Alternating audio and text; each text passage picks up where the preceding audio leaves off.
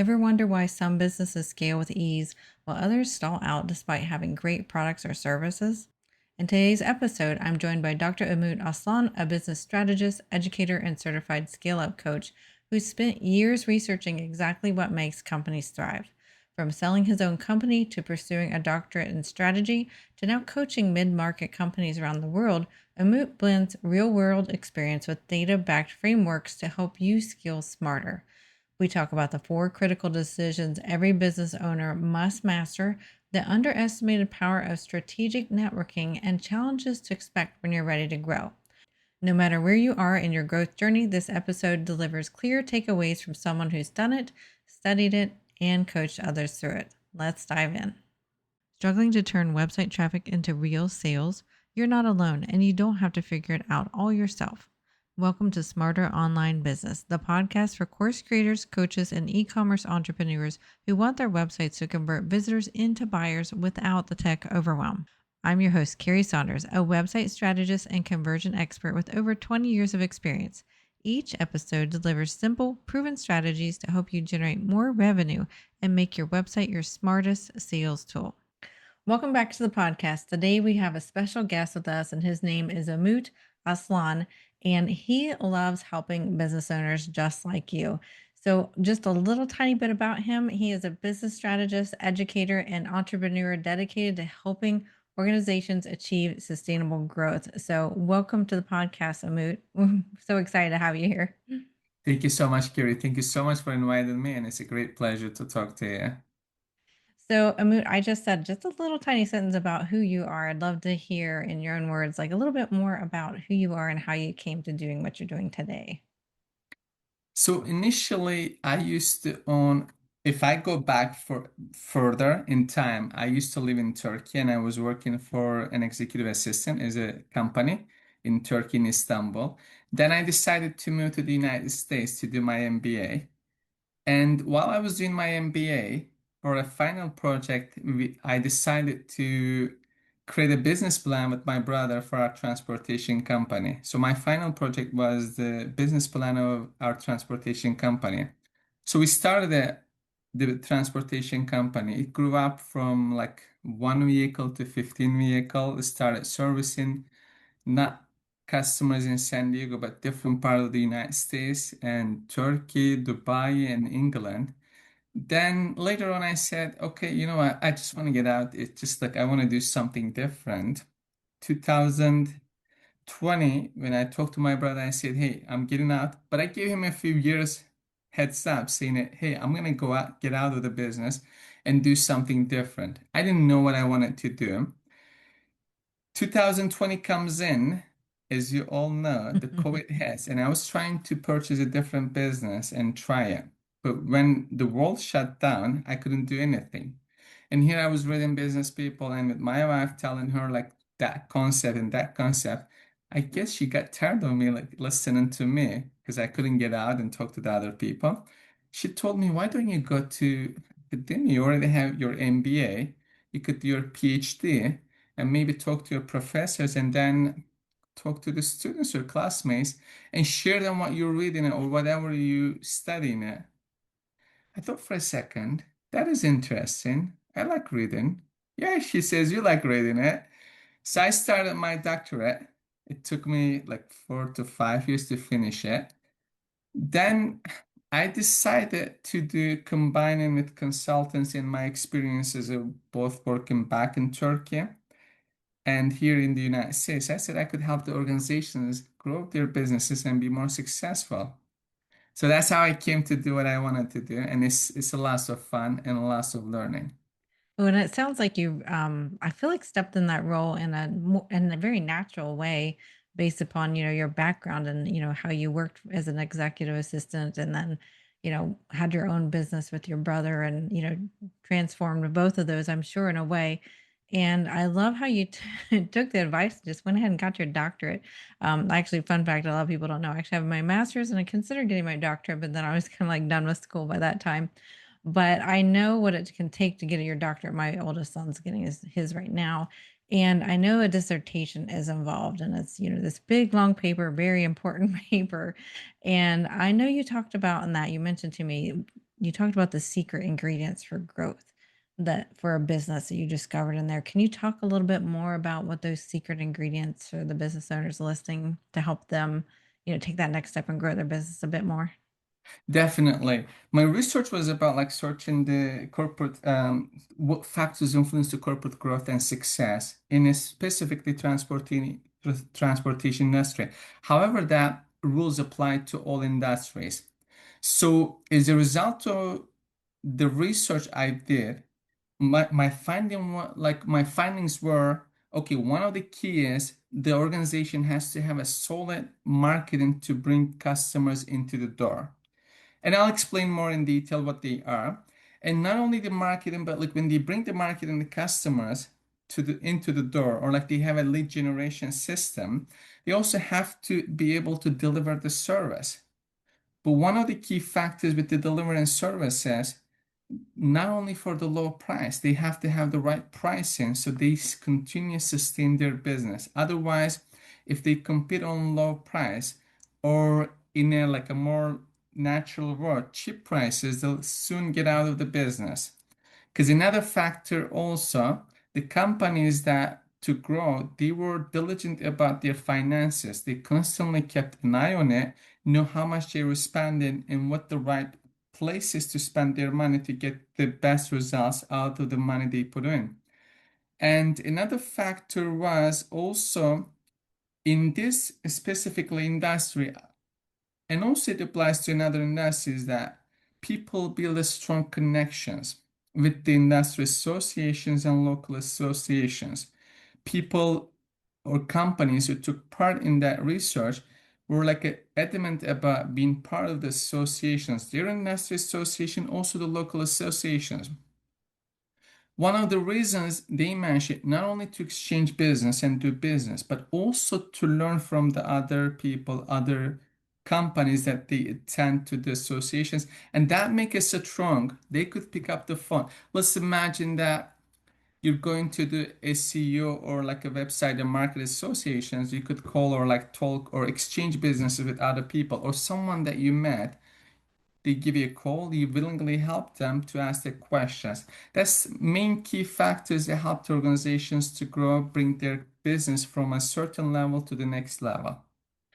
Well, and I love some of those points you actually brought out because some of them actually, the financial ones and looking at your numbers regularly, I actually just, when we're recording it this week is when I actually released an episode about from a financial advisor about looking at our business numbers regularly. So that is so true that if you want to stay in business, you can't stick your head in the sand for that. And I have also found over the 20 some years of working, whenever I'm doing the networking you're talking about and going to see the other industries and seeing other people within my industry and working with them, it just brings out, the best in you, the best in them, and there's such a good collaboration that can happen there, whether it's direct business or indirect business. So I think that's something a lot of people forget about doing is that purposeful networking and connection that you do. Do you have a suggested um, way to find those type of events where you can, make those business connections that make sense? Is there a good rule for that? There are a few things that any person or any businesses plan to attend any networking associations. One of the things that depends on each industry. I'll give an example in the transportation industry that there are associations. National Limousine Association is that one is the like the main association. There's also local associations, statewide associations. Like in California, there is Greater California Livery Association and California Transportation Regulatory Group. There are two associations, and if you go to East Coast, you're gonna find New England Livery Association. But besides of this is a great place to learn about the industry and find out new software or new regulations comes in. On the other hand, the business or the person needs to consider the fact, okay, who's my ideal target? Who's am I targeting at? If a business is again, I'll give the examples with the transportation industry. So if the business is aiming for the medium planners or the event or large group movements, another one that would be medium planners international. That would be key factor to be there to build the connections, because we all know the old adage, people like to do business with people they know and they trust.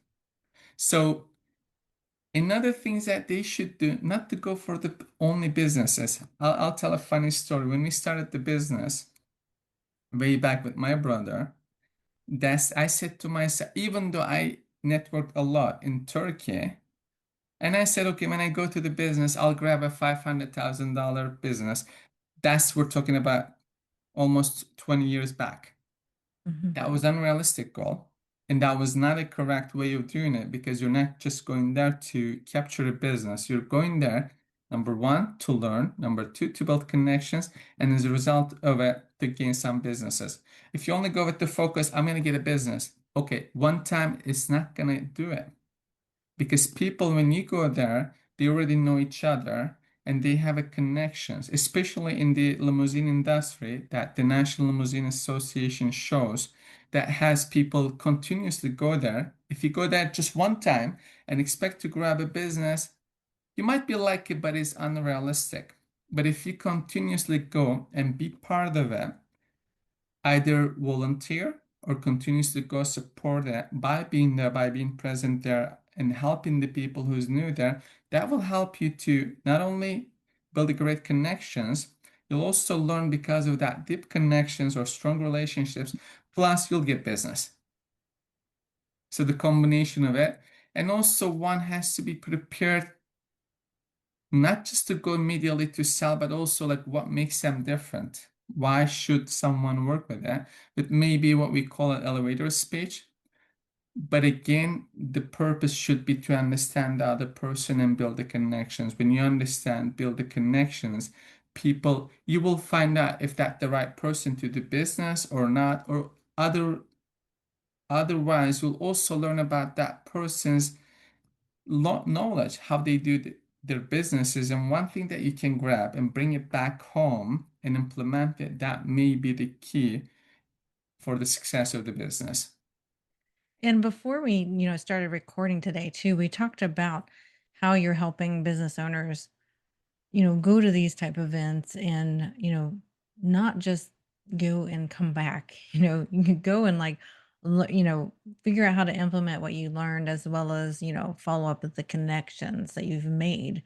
Do you have some tactics that you could advise us on how to do that? Because I know sometimes people will go to like specific types of conventions or, local networking events, and then they just come back and basically do nothing and don't follow up with any of those connections they made. It's so easy to do because we get back in the grind of everything. So what are your tactics to make sure those are very purposeful and really help the business?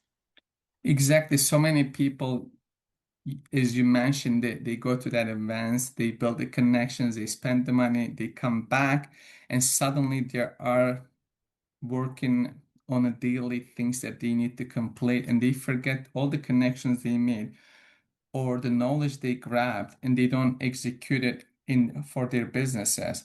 So one way to do it, I highly suggest that when you're meeting someone like with a business card, make sure that you write a note what you spoke briefly. You don't have to put everything that you spoke. You could just take a note like, hey, I spoke to Carrie about SEO. As a key, she recommends this. You could go when you go back. It could be even a nice chat, sending it like, hey, Kerry, it was really nice talking to you about whatever the subject it was. I just like wanted to check in and say hi to you. And then you could maybe, if there is like information that given from you to that person, a phone call or asking it, can we connect and or can you give me an ideas how to implement this? That's tremendous will help. Another thing that we could do, if you're going for the sales purposes and you have the bunch of stack of business cards, at least send an email. Again, the key is whatever you spoke about it that stood out for you, mention that part of it. I may sound old-fashioned, but people now so badly use AI and then they put it on.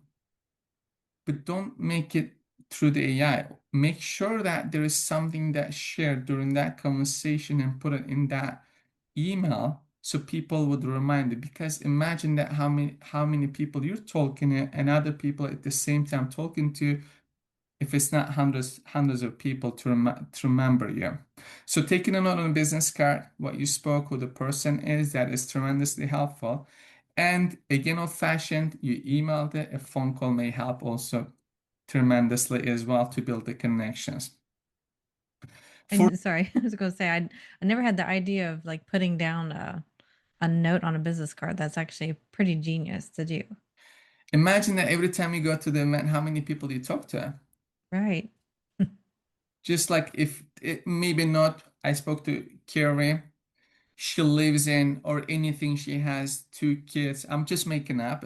Or like she has a dog she loves, or she loves a pie, whatever that conversation is, you could just remember it. Or maybe even when you come across like an internet, hey Kira, I was thinking I came across to me today. I just wanted to share with you. That helps to build a stronger relationship. And the second thing is that if there is a learning key, learning it, that try to implement it, because one of the reasons people go there to learn, and there are great speakers come to that event, whether local or national, and if you can grab it and try twist it to meet your business needs and implement it, that's also going to help you tremendously in the business. And many people that I speak, that they don't do it, they say I'm too busy. And I asked, what's the point of going and spending that much money into the shows if you're not gonna follow up with the people you met or take ideas and implement it? So on the taking ideas and implement it is definitely a great point because I know there's been times I've gone to a conference, made some notes of things I wanted to implement, and then I got so busy when I came back. What do you and I I know we're all busy. It's just, this catch-all thing we all say. We are all busy, but we make time for the things that are really important. So how do you suggest making that time for that follow-up after the conference or the networking event or wherever somebody's gone to expand their business? I'm working on a reflection paper or form that is gonna ask specific questions. What is your key takeaways? It's not like a complete yet, but I'll release it in a few months so everyone can take advantage of it. And other things also, I recommend to block a time on the calendar, especially for follow-up, and just like dedicate a certain amount of time to be able to follow up with the people that you met, to send them email or to give them a call, or even send them if they're on LinkedIn and LinkedIn message.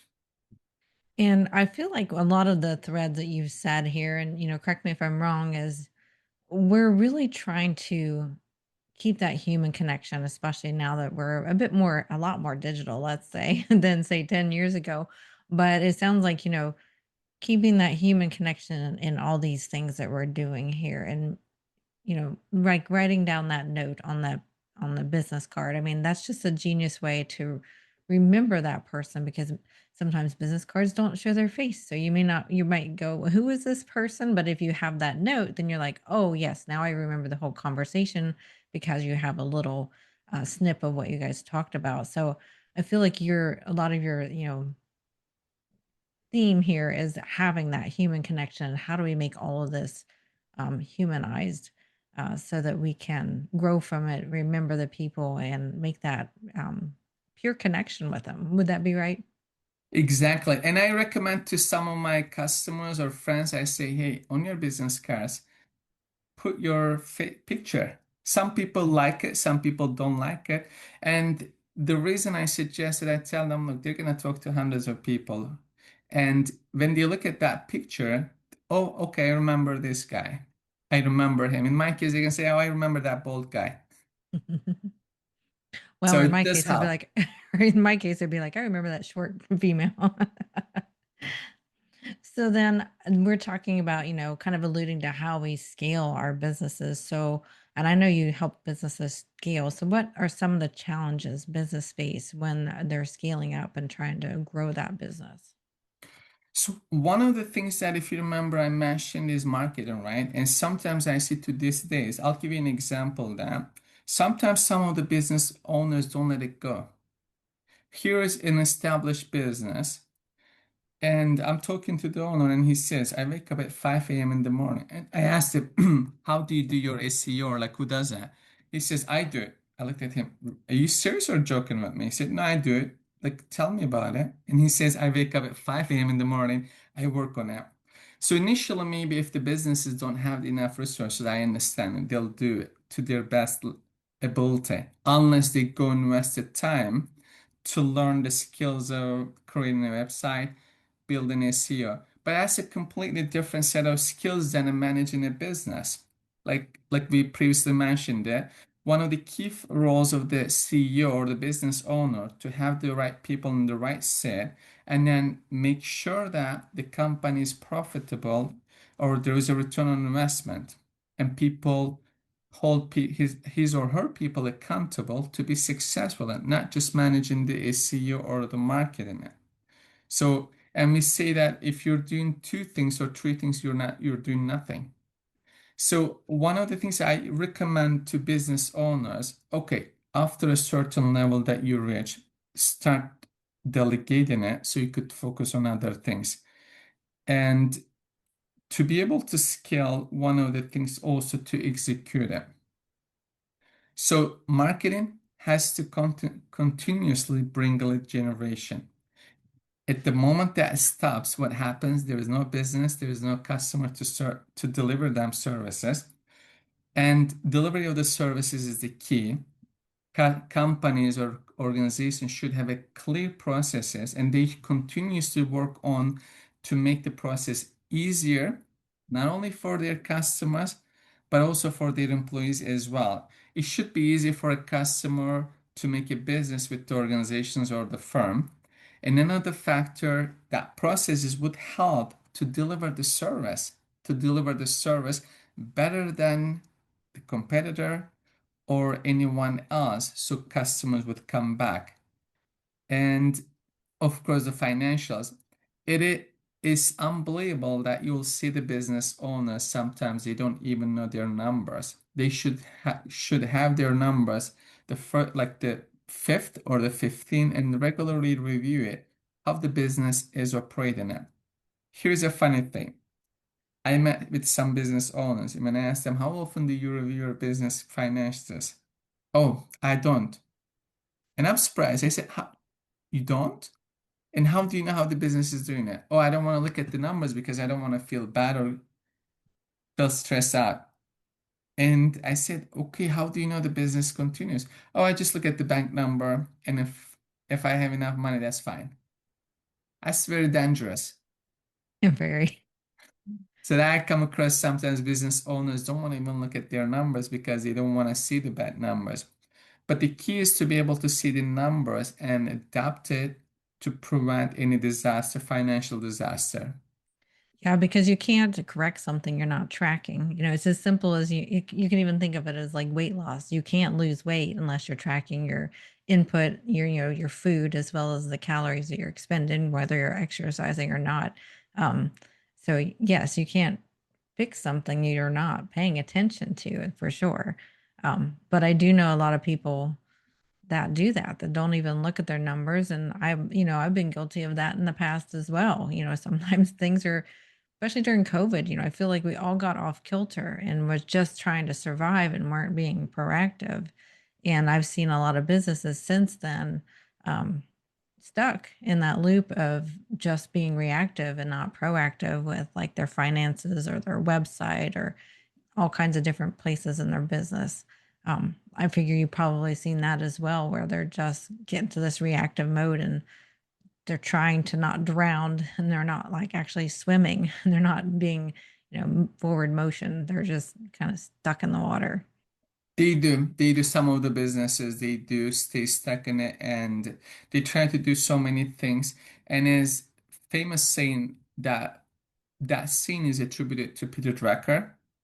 You manage what you measure. And if you don't measure your numbers or your processes or your marketing, like the website, lead generation, SEO, or Google Pay ads, then it's gonna be difficult to see where you are other than just looking at the, okay, this is what I have in the bank. It could be satisfactory for the moment, but later on that may cause problems in the future if you don't proactively see what's happening. So then as we wrap up here, what would be like some of your final thoughts on, you know, some next steps those listening could take? Say they realize that they're either like not looking at their finances or not looking at their business processes, not networking properly. What are like some action steps you feel like could help somebody take that next step in the area they know they're kind of holding their business back with? I think the key factor to look at it to just reflect on what is it that I'm doing right now that is not like integrated for the business perspective. So as a business owner, depend on the size of it, that there are key factors as we mentioned, the lead generation, marketing. This is whether SEO, whether website, Google Ads, or networking, and also the processes or the delivery of the services delivered better than other competitors. And also looking at the financials or financial intelligence, whether you call it financial savviness, that is a key factor to keep in mind. And if one person is not, look at it, hey, where I'm missing it, where do I need help or where do I need improvement? And also to look at it as a business owner. Am I doing everything by myself or do I need someone to help me to offload my load and I can focus on something else? Because other factors also the business owners try to do so many things by themselves. And that's another reason that they're like drowning. There are so many things to do. And in these cases, either they could outsource it or get a help and also look at it, what really works for them and now focus on that, what we call a Pareto principle, 20 to 80%. What we do, 20% what we do brings the 80% of the revenue. Or in other words, 20% of our customers are 80% of revenue, and 80% of the customers bring 20% of the revenue. So to look at it, where is the key factors that I need to focus on? And one concept I'm working on it is the OKR. It's called Objective and Key Results that helps tremendously to focus on the main things. And this concept introduced by Peter Drucker is a management by objectives. Another one, also Intel and the group, CEO of the Intel used it. It was used in Google. It still has been used in Google and other companies that it helps them to focus on it. But again, in short, to answer your question, is basically to look at it in a whole picture. Where do I need to focus my attention and then find out where I can improve it, what section I can improve it and work on it. I think that makes a lot of sense, and I think, I feel like some of the listeners listening, because I've just get have this vibe right now online, they need to not be afraid to do this too, and they need to look at it without judgment. The past is the past. We need to look at where we are now so that we can get to a better place in the future, and realize things have happened, because I know there's a lot of talk about still fallout from COVID, and the state of the world currently, but we've got to look at it with a fresh new set of eyes, the things that you're suggesting, so that we can move our business forward, so that we can be more free, we can be more happy, we can be, financially more free, time more free, and not wearing all the hats, because I find that a lot of our customers and a lot of people I talk to wear too many hats and are trying to do all the things in their business. Exactly. So then, Amu, if somebody wants to reach out to you and find a bit more about you and the services you provide, or just connect with you, what are some of the best places they can find you? They could go to my website. It is growthandsuccessinstitute.com. They could send me an email, umut@growthandsuccessinstitute.com, or they could either text me or call me at 619-723-8104, or I'm on LinkedIn. If they type my name as Umut Aslan, they could find me on LinkedIn as well and send me a message by mentioning that the podcast that we with you, so I could respond to their questions.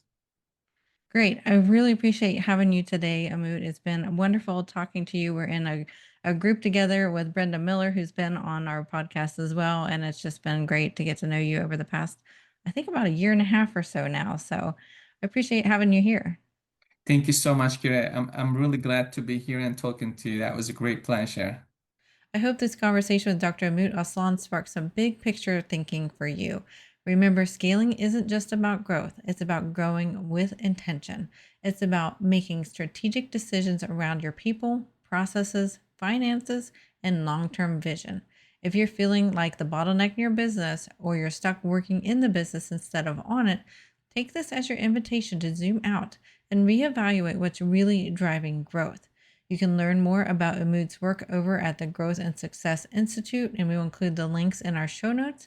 And if your website isn't pulling its weight in your growth strategy, you know where to find us over on Facebook. Just go ahead and go to smarteronlinebusiness.com/Facebook to join our free Facebook group.